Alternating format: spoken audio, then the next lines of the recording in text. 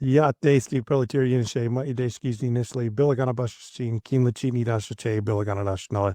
Welcome back to Resball, where we're going to talk about Obinna Anochili-Killen out of Marshall, shot blocker extraordinaire. If you don't know this name, buckle in. It's a very, very long basketball journey, lots of twists and turns, but there's still a lot to like about this player. So let's get into Obinna Anochili-Killen right about now.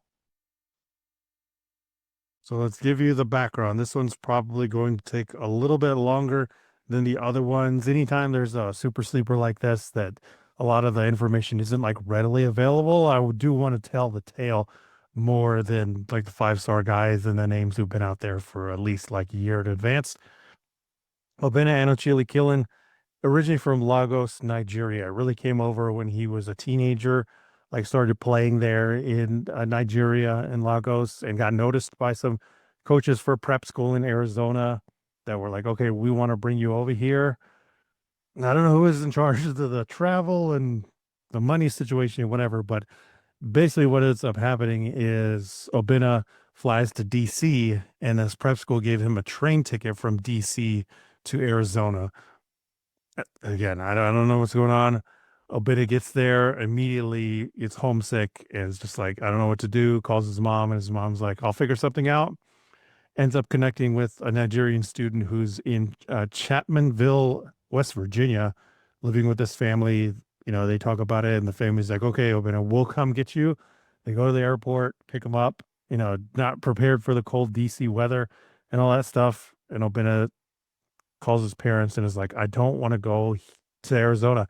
I want to stay here with this family whose last name is the Killens because they were so welcoming and helping out and stuff. And that's a long journey all the way to Arizona.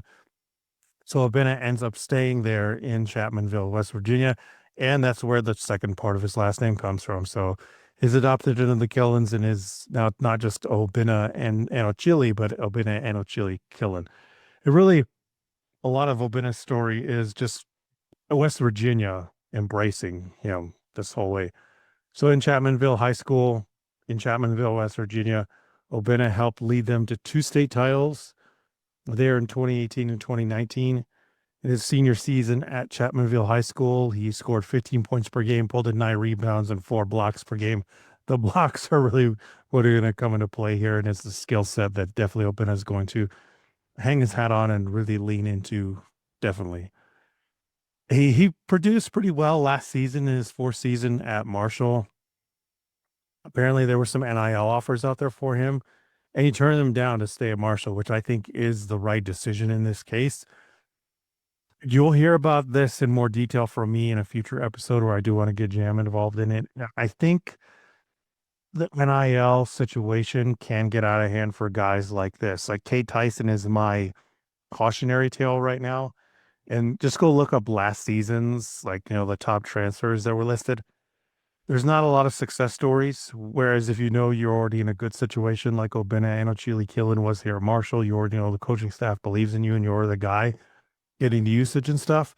He was quoted as saying, like, money's not always the most important thing, which I 100% agree with. But if you need the money, I'm obviously not in that situation.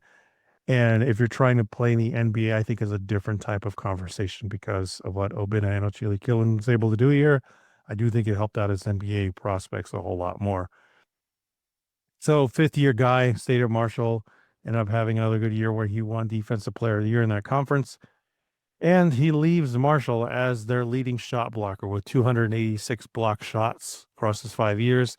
He also leaves Marshall as number one in defensive win shares all time. And he left with a lot of top 10 finishes in their stat books too, like blocks per game, block percentage, defensive, like advanced stats, plus minus, that kind of stuff. So yeah, he definitely is a defensive monster that left an imprint there in West Virginia. And what do you know? Obinna Anochili-Killen leaves Marshall with a degree in accounting. So, I mean, if I were an NBA player, I'd be like, yeah, let's bring in this guy who block shots that also help me balance out all my finances. How many teammates do you think you have that can actually help you with your financial situation, understanding what are some good investments or some bad investments? So kudos to the young man for staying there 5 years and getting his degree in accounting. Not an easy thing to do. This past season at Marshall, Obinna Anochili-Killen finished the season with 14.4 points per game, 5.7 rebounds per game, 0.9 assists, 0.9 steals per game, 3.2 blocks per game. Was amongst the leaders in shot blockers in NCAA basketball this past season, and then 1.3 turnovers per game. Shooting splits for Obinna Anochili-Killen, 60.2% from 2 point range. Apparently, I can't see where I'm looking anymore. 60.2% from 2 point range. As I said with a Duke arrow last time, 60%. Like, yeah, really good, especially if you're not a center and you're not spending all your time getting easy looks from your teammates and being fed there. 32.8% from 3 point range, which is a career high for Obinna Anochili-Killen. And then 70.1% from that free throw line on 5.1 free throw attempts per game. Let's go into advanced stats and break down some stuff on both sides of the ball. Number one thing that's going to stand out, the block percentage, 12.7% block percentage this last year. I mean, it was a block party in West Virginia. My goodness. And basically swatted anything and everything.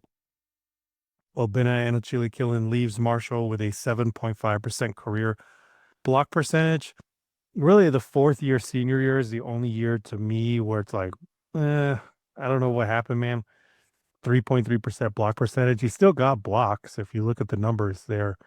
And the fourth year, 31 blocks. But I think part of it is like being taken into a different role, being more of a primary scorer and being less of a big man there. So if you do want to dive in and study the film, I would really look at the fourth year, senior year, because I think there are a couple things in the stat profile that change, like the more insistence on shooting 3 pointers, the more insistence on being able to create and do a couple other things. So definitely go look at that fourth year. But I think when he's in this supplementary role, especially being like the weak side shot blocker, super small ball type of center. Whether that's the thing in the NBA, I don't know. But every other year, 5.4% block percentage or better. Yeah. This again, spoiler alert, this is somebody that's outside my top 60, top 59 of like guys that are be drafted. I have Obinna Anochili-Killen at 96 on my top 100. Anytime you get outside of like the quote unquote draftable guys, really it's what is your skill set that can earn you a role. And number one is that block percentage, being able to get out there and block shots like that. What is this guy's size, though? I bet you're wondering that if you don't know about Obinna Anochili-Killen already. So thanks to Basic Athletic Measurements, who did all of the testing and stuff, measuring the guys at the Portsmouth Invitational Tournament, where Obinna Anochili-Killen did attend. And Basic Athletic Measurements, BAM for short, is basically the same guys that handle like NBA and the G League measurements and things. So it's a legitimate scouting place that does the same type of measurements and stuff as the bigger NBA combines. So if you're watching this on YouTube, this is from Michael Weisenberg at NBA Draft. Mikey V, thanks so much, Mikey V, for putting these out there, because sometimes the Portsmouth ones are harder and they're not really posted on like a Portsmouth website or an NBA website. So hopefully that does get a little bit better. So this does come from Twitter. Thanks out to Michael Weisenberg again. It's teeny tiny, but down here, right here, Obinna Anochili-Killen measured in at 6'7" 3/4 inches. So we're looking at 6'8", 6'9", 6'9", probably more what it is in shoes. 224 pounds and a 7'4" wingspan. You want to know why he's got such great block numbers? It probably has a lot to do with that 7'4" wingspan. Probably has a lot to do with him being a 6'8", 6'9", depending on the shoes he wears, and then 224 pounds. Fantastic. If you looked here on Sports Reference or really on a lot of different other sites, Obinna Anochili-Killen is listed at like 6'8" normally and around 200 pounds. So really good that he came in measuring, again, 6'7" 3/4 inches. So absolutely the 6'8" checks out. NBA probably measures him at 6'9" once he's in those shoes. 224 pounds. So anytime you're a big man and you measure in under 200 pounds, it's a tough sell for a lot of people. But 224 pounds, like, okay, that's definitely NBA big man size. And then 7'4" wingspan. I mean, that's probably the selling point. The weight doesn't really matter so much. It's just, okay, he's actually 6'9" in shoes, 7'4" wingspan. Okay, we can buy into this guy as a shot blocker, as an undrafted free agent, maybe even sneak into the end of round two because the size, all the measurables and stuff, you just can't find that in many guys. And the true shooting percentage this season finally ended up being good. 61.3% true shooting percentage for Obinna Anochili-Killen. It's really, though, that's the 1 year wonder thing that I brought up with a couple other prospects before. Every other season, it was 55.9% or lower. Really, when he got more minutes as a sophomore, 905, as a junior, 810, and then as a fourth year senior, 919. It's really 53% a lot of those times, 53.1% as a junior, 53% on the nose as a senior. So that's the concerning part. I think part of this is being like a raw prospect who's not really known as a scorer, and then all of a sudden, hey, we give you major minutes, and all of a sudden we're asking you to be the primary guy. I don't think you're ever going to be asking Obinna Anochili-Killen to do that stuff. This is like, a dude coming off the bench. Maybe it's a look here or two there, but you hope that this fifth year is more indicative of like, okay, what is the game? Well, let's go look at the shot chart. So in this final year, fifth year with Marshall, Obinna Anochili-Killen, number one thing at the rim, 75 of 101 shots, 74.3%. Thank you, thank you, thank you. Anything over 70% as a big man, over 100 shots. That's absolutely what you want to see. Can finish in a variety of ways. This is a guy you can't stick in the dunker spot. This is a guy that does catch lobs and can get up there and do that. Get out in transition and attack with a basic handle. Is a pick and roll type of finisher, especially at 224. That was the one thing where I was like, I don't know if you could really buy into him at like 199, but 224, yeah, totally, absolutely, for sure. And then just being able to get drive a little bit off of like spot ups and do that stuff. So yeah, absolutely a finisher in addition to me shot blocker. And then 34 of 72 in the paint for 47.2%. That's serviceable. Again, this is where I would argue that percentage goes up when you're not relying on him to be the man. When you put him in like NBA spacing in the right NBA context, those are both good numbers. And then as a mid-range shooter, he absolutely did improve there with a turnaround shot, with a little bit of a face-up game. Not really like attacking off the dribble, but let's break it down. This is the only guy out of these three, if you noticed before, I didn't break down the Colin Murray Boyles and Duthiero into like the mid-range things, just because it's such a small sample size. And also, like, I'm doing them a disservice to be like, hey, let's break down their mid-range game, when ain't nobody arguing for that. Ain't nobody want a Colin Murray Boyles or Duthiero mid-range game in the NBA. Get out of here. Obinna Anochili-Killen, fifth year guy, 11 of 22 from the left baseline, 50%. 7 of 17 from right baseline, 41.2%. That's pretty good. 3 of 8 from left elbow, small sample size.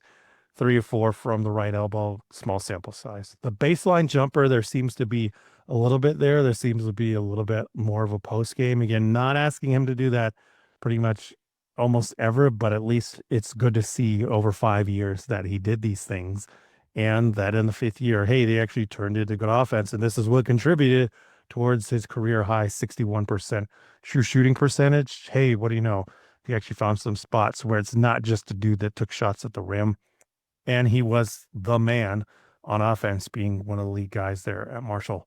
4 of 5 from left corner, 0 of 3 from right corner. This is somewhere where I would absolutely be like, yo, man, get in the G League and let's get this guy corner 3-point shot. If he can just get a corner 3-point shot, then we're really cooking with gas, and we got something here with the size, with the shot blocking, with his ability to finish in a variety of ways. And then from above the break threes, 27.8% from left wing, 5 of 18. 6 of 16 from top of the key, 37.5%. Solid. And then 26.7% from right wing, 4 of 15.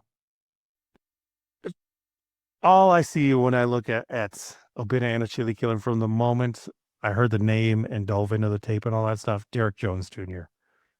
Get into the comp a little bit more, because I feel like this is going to be the same type of thing. Derek Jones Jr., another guy that didn't get drafted. Mega athlete, Obinna Anochili-Killen's probably not that much of a mega like dunk contest level athlete, but Derek Jones Jr. was drafted based upon being just a major athlete like that. I mean, he played like power forward center in these funky lineups with the Heat. Took a while to catch on, and he was one of those guys for me that I'm like, why does everybody keep giving this guy chances? Number one was the athleticism. Number two was the ability to commit to defense and do these things as a funky small ball lineup and continually worked his craft to get a 3-point shot. And what do you know? Once he got to Chicago, it became reliable enough. And then what do you know? He ends up on the Dallas roster that makes it to the finals. He's an integral part to that run because of his defense, because of his athleticism, and because in year 7 or whatever it is, he actually has a reliable 3-point shot that he can actually use in the playoffs while still having great defense and all these other things. I mean, they're not asking him to dribble the ball. He's a play finisher. He's the guy that comes off the bench that ends up playing integral minutes in defense so that Kyrie and Luka don't have to do too much on that end, and then ends up being with the Clippers now in an integral part of their roster that fits in really well to give Harden some relief. Harden ain't guarding nobody, to give Kawhi some relief to where he doesn't have to take the toughest assignment and you keep pressure on there with that 3-point shot and still be a great dunker. And again, not anybody that you give the ball to go dribble or anything, but he plays his role. He can play off the bench. He can play in the starting lineup if really need be, but just that athleticism and the ability on defense. I just gave him chance after chance to be able to take time, develop a 3-point shot, and then actually play his natural position on the wing. I think for Obinna Anochili-Killen, especially after seeing the measurements 6'8", 224, 6'9", 224, and then 7'4", 27, I'm like, I feel like this is a much easier sell. Again, maybe not the mega athlete, or definitely not the mega athlete that Derek Jones Jr. is, but you see him get up and dunk enough. You see him be able to catch lobs enough. You see him continue to hone his craft as a shot blocker. And if you go back to those stats too, almost every year, a block and a steal. Maybe this is another one too, where like you think is a 1-year wonder with the blocks, because this is the only season where he had over 3 blocks. But I mean, as a sophomore, when they gave Obinna Anochili more minutes, 2.6 blocks per game, then as a junior, 1.4, and then as a senior, the 4th year, 1 block. The senior year is really where I would dive into it, because that was the part where it seemed like they wanted him to be more focused on being the guy creating offense more while still doing some stuff on defense. And then by the 5th year, they're like, nah, man, we know you can be defensive player of the year. We already know what your offensive game is, so let's work that in around everybody else while putting you back on the defensive side of things. And then ended up being zero point 0.9 steals per game across the whole 5 years and 1.9 blocks per game. Again, those are some good numbers. Yeah, and he's a guy too that I don't think like really ever implodes the structure of the defense. The steals he gets aren't going to chase anything. They're saying, okay, I'm in this position, I'm here. I'm either going to use that gigantic wingspan just to stick out and poke. I'm not gambling on anything. I'm being able to utilize my position and utilize my natural gifts to be able to get those things out of there. So yeah, I just really like a lot of the defensive tools on Obinna Anochili-Killen. I don't normally dive into like the per hundred possessions and stuff, but look at the defensive rating too. Again, harp on this 4th year senior year. It's the only year where his defensive rating went over 99.6. Every other year, it's 98.7, 99.6, 96.7, and then 97.4 in 5th year senior year. A lot of the data, again, just points to the fact that this guy is a monster defender. And when you put him in that role to where he's a weak side shot blocker, where you put him in a role where he doesn't have to be a primary offensive creator, he utilized some other skills and he's a play finisher. Again, this is the play finisher, not the play creator, not like a 3-point sniper or whatever. Another dude I thought about here, but only because I think probably more of an athlete and definitely taller, is Musa Diabate, who ended up catching on with the Hornets now. I remember I'm a Michigan guy, so I got the full Musa Diabate experience in college as well. Frustrating to say the least. I was surprised that he left, and surprised even more than he ended up getting drafted and catching on, but also bounced around from the Clippers to the Hornets now, and probably caught on with the Hornets more because everybody got injured. And even then on offense, I don't know if Musa Diabate is anything, but man, oh man, is he a really good defender? And man, oh man, does he know how to utilize his size? All the Piston games I watched with the Hornets this year, it was clear like they had problems with Musa Diabate's size and athleticism and instincts as a shot blocker, even if he wasn't getting much on offense. I could see that again for Obinna Anochili-Killen. It's hard to argue for somebody that you know isn't going to be necessarily in the top 60 as well. But when you see a clear skill set like this, and the measurements are way better than you thought they would. Again, the difference between being 6'8" and 199, where it's like, okay, that's like good, good small forward size, not necessarily even a power forward size. The difference between that and 6'9", 224, and then you do measure in that 7'4" wingspan, it's like, okay, now we can see the body type, the physicality, and the role to put him in. Another guy I thought about here too is Paul Reed. Yeah, and watching him from Philadelphia, I know Utah would have made a run after him last year when Embiid was hurt yet again, and Paul Reed had to fill in all those moments. I mean, great defensive playmaker, funky jump shot, but it worked enough.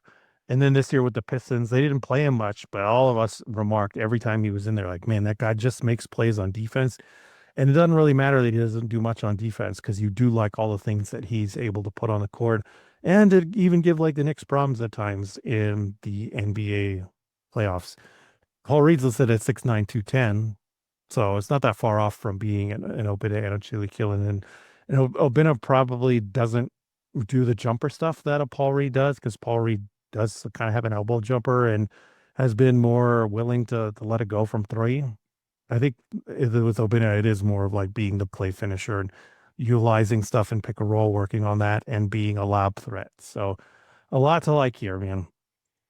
If you want to see more Obinna Anochili-Killen, if you've seen none of him, please go type him into YouTube. A lot of what you will find is stuff from high school, as well as like local reporting from a lot of the news stations there in West Virginia. Again, a lot of the story is just West Virginia really embracing Obinna. So it is what it is. But Next Ones does have a nice breakdown on Obinna's 30-point, 10 rebound, 2 assist game from about a year ago. It was in February 4th, 2024. There's also a lot of stuff from WOWK 13 News in Virginia there, and some media availability from Obinna. Again, WV Productions has a nice like skills video they put together from him about 7 years ago. So, I mean, go back and look at this. Phenom Hoop Report has a lot of stuff on Obinna Anochili-Killen as well from about 5-6 years ago. So you can track the journey there too. And then the state also has a nice little Meet Obinna Anochili-Killen new USC basketball target. USC meaning South Carolina. Obviously, that didn't come to fruition, but it's there. Go check it out to hear more from the young man. And then I know there was another one here. The last one comes from one of the Locked On guys, I believe. Yes, so it's Locked On Sunbelt. Apologies, I forget the host there, but absolutely, there's a bunch of little like TikTok shorts or YouTube shorts, whatever you want to call them there on Obinna Anochili-Killen. So go check out Locked On Sunbelt for a little bit more coverage on Obinna Anochili-Killen. The other thing to do too is just type in Marshall basketball. And this will be less focused. I do think looking at the Purdue game, Shaquille O'Brien V2 is the first thing that comes up. There's another game against Toledo that's there on YouTube and Flow College. So if you want to see a full game or at least see the full game highlights and get a better idea of like what he looks like in game, definitely go check all those out. So I know again, Obinna Anochili-Killen, 96 on my board here, but my thought process too for anything starting at 46, I think 46 to 60 is one of those ranges where like the hit rate is so low. Why not try out a different philosophy? I think in that range too, it's less about like, hey, let's take the potential and more like, let's take the guy with unreal production and let's take the guy that we know can do this one thing that we need and then bring him in and slowly work him in. We know Obinna Anochili-Killen is a really good shot blocker. Hey, look at the size is a lot better. I don't necessarily think we need him to be a 3-point shooter. Let's bring him in as a backup and slowly work him in so that he can be a defensive oriented guy in a few years. Maybe have some like a Paul Reed long term. Maybe does turn out to be like a Derek Jones Jr., where you give him chance, you just slowly work on your game and just that one area in the 3-point shot, and you still have the defense and the ability to just, eliminate shots easily. So Obinna Anochili-Killen, definitely go look up a lot of his stuff. Fantastic journey. Definitely rooting for the young man. Hopefully he catches on in a great development system in the NBA. And who knows, maybe he gets drafted here at the end of round 2 in the 2025 NBA draft. Yeah, thank you so much for listening to us. We will catch you next time. We're going to